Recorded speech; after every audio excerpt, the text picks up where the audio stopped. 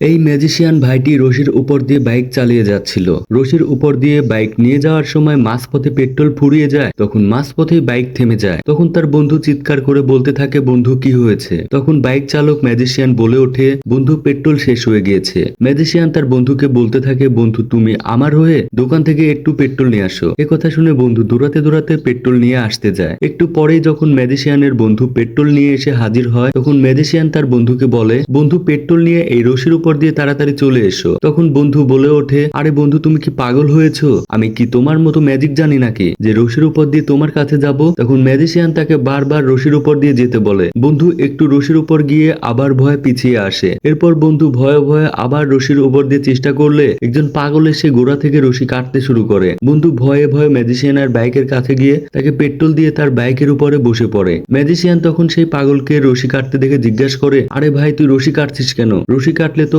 আমরা নদীতে পড়ে যাব। সেই সময় ম্যাজিশিয়ান খুব দ্রুত বাইক নিয়ে নদী পার হয়ে যায়। এটা দেখে পাগলটি খুব দ্রুত সেখান থেকে চলে যায়। প্রিয় বন্ধুরা, ভিডিওটি ভালো লাগলে অবশ্যই লাইক, কমেন্ট, শেয়ার এবং সাবস্ক্রাইব করুন।